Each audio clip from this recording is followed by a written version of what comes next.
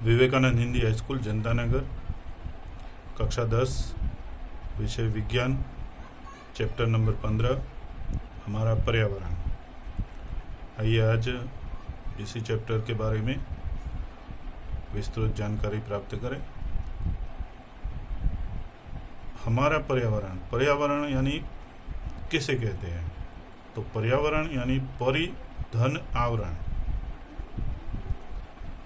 तो अपने आसपास का जो पदार्थ हमें दिखते हैं, वो जो सजीव सृष्टि दिखती है, जो वनस्पति सृष्टि दिखती है, वो सब पर्यावरण कहलाती है।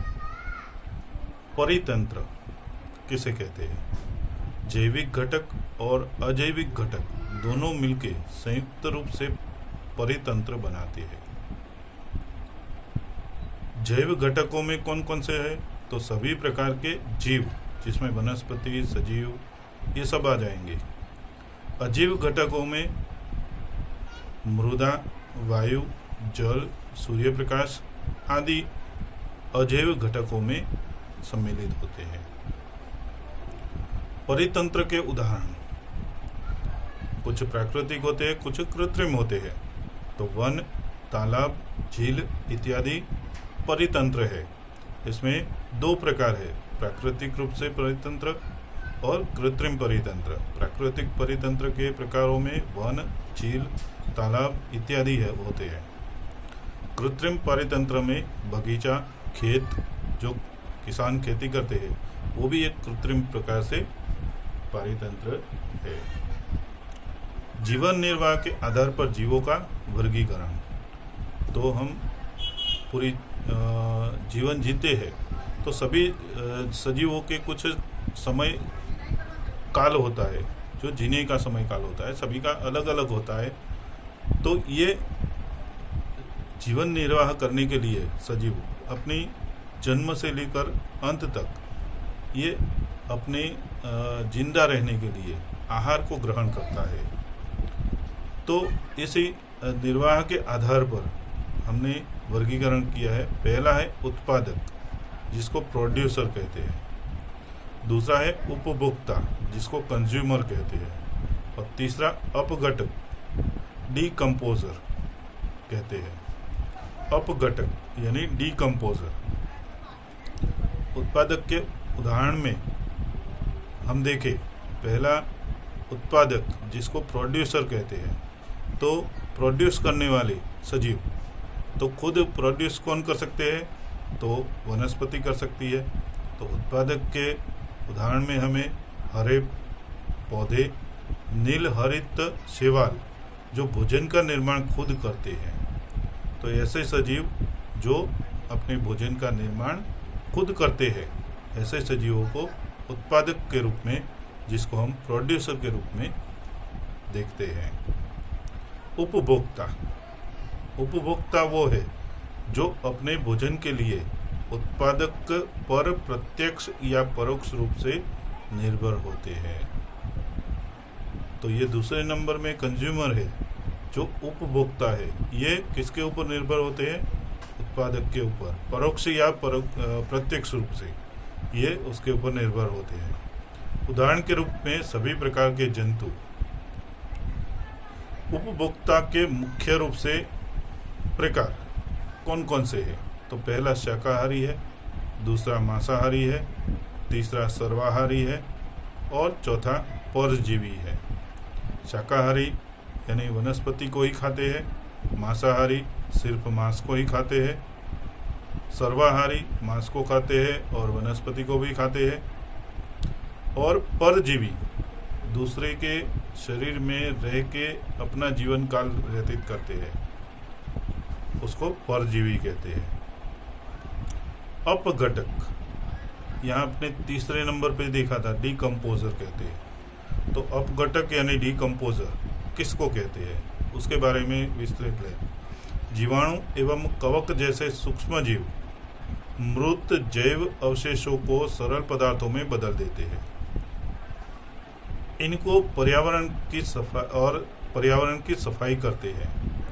तो ये अपघटकों को हम पर्यावरण के सफाई कामदार भी कहते हैं। जैसे वनस्पति के मुरझाए हुए पत्तियां या डाली ये सब नीचे गिरती है, तो नीचे जमीन में गिरने के बाद वो जमीन में मिल जाती है। तो ये सूक्ष्म जीव इनको मिलाने का काम करते हैं। जब सजीव प्राणी या मनुष्य या कोई जीव मर जाता है, तब मृत्यु के बाद ऐसे जीवाणु और कवक ये उनके मृत शरीर में प्रवेश करके उनके मृत शरीर को सरल पदार्थों में बदल देते हैं। कई बार हमने देखा होगा कि हम कुछ छोटे जीव या कुत्ते को मरा हुआ देखते हैं और 10-15 दिन के बाद वहीं से निकलते हैं, तो उसका सिर्फ अस्थि तंत्र ही देखने को मिलता है, बाकी जो भाग होता है वो मिट्टी में मिल गया होता है। तो ये कौन करता है? तो ये डीकम्पोजर जो है, अपघटक है, वो उनके शरीर में को मृत शरीर को अपने सरल पदार्थों में आहार के रूप में उपयोग करके ये उसको नष्ट कर देते हैं। यह सरल पदार्थ मिट्टी में मिल जाते हैं और पुनः पौधों द्वारा उपयोग में किया जाता है।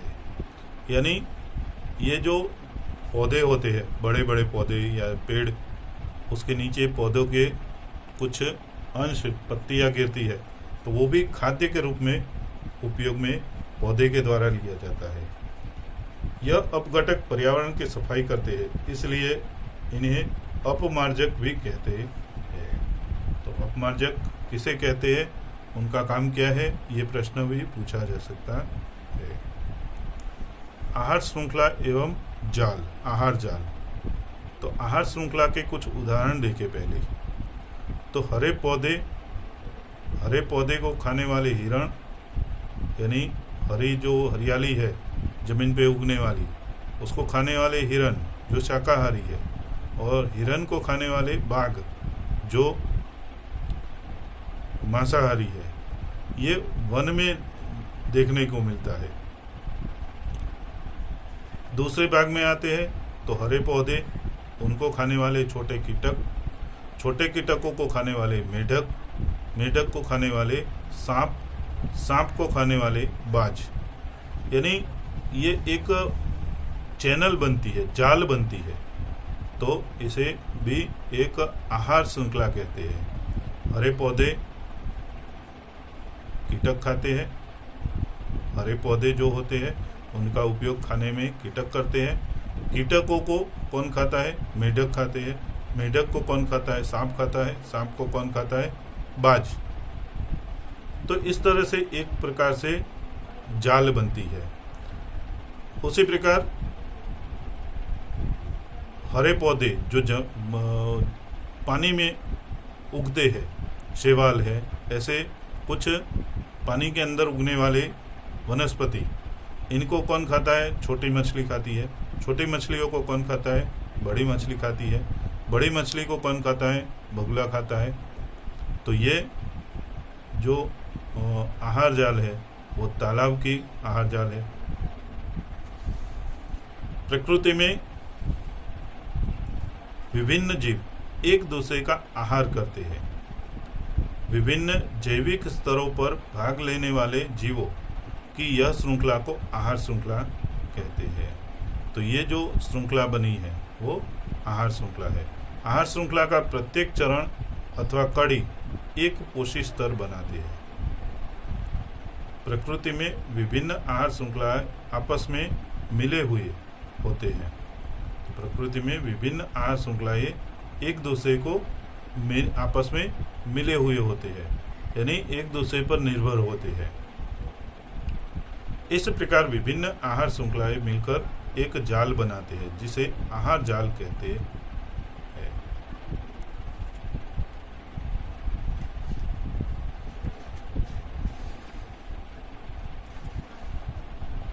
ऊर्जा के प्रवाह, उत्पादक और सौर प्रकाश। उत्पादक सौर प्रकाश से ऊर्जा को ग्रहण करके रासायनिक ऊर्जा में उसको बदल देता है। जैसे कि वनस्पति है, सूर्य प्रकाश को ग्रहण करके क्या करती है? अपना आहार बनाती है तो वो प्रकाश ऊर्जा का रासायनिक ऊर्जा में परिवर्तन करती है और ये ग्लूकोज बनाती है। यही ऊर्जा उत्पादक से विभिन्न उपभोक्ता और अपघटकों तक पहुंचता है। तो ये जो आहार है जो वनस्पति ने अपने जीवन काल के दरमियान संचित किया है या तो उपयोग किया है, इन संचित उत्पादक में से विभिन्न उपभोक्ता उसका आहार के रूप में उपयोग करते हैं और अपघटकों तक ये पहुंचता है। सूर्य प्रकाश वो उत्पादक उपयोग करता है, उसका उपयोग शाकाहारी करते हैं, शाकाहारी का उपयोग मांसाहारी करते हैं और मांसाहारी का शीर्ष मांसाहारी उपयोग करते हैं। ऊर्जा का प्रवाह निम्न पोषी स्तर से उच्च पोषी स्तर तक और होता है। तो ऊर्जा का प्रवाह जो होता है, जैसे हरे पौधे ये ऊर्जा को संचित करते हैं और ये प्रवाह ऊपर की ओर शीर्ष पोषी स्तर तक पहुंचता है। यानी हरे पौधे हिरण में का जो पोषण है वो हिरण प्राप्त करता है, हिरण का पोषण बाघ प्राप्त करता है। इसी प्रकार से ये ऊपर की ओर उच्च पोषी स्तर तक पहुंचता है।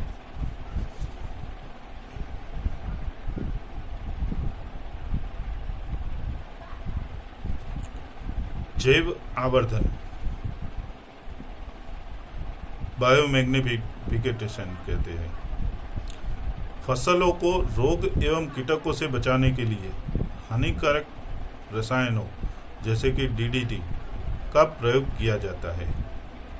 तो जैव आवर्धन में हम देखते हैं कि फसल जो किसान अपने खेतों में बोता है तो उस फसलों में कई प्रकार के रोग होते हैं, कीटक उसको नुकसान करते हैं, जैसे टिड्डे होते हैं। अभी खेतों में टिड्डे आए थे तो टिड्डे क्या करते थे, पत्तियों को खा जाते थे। तो ऐसे कीटकों को वनस्पति से बचाने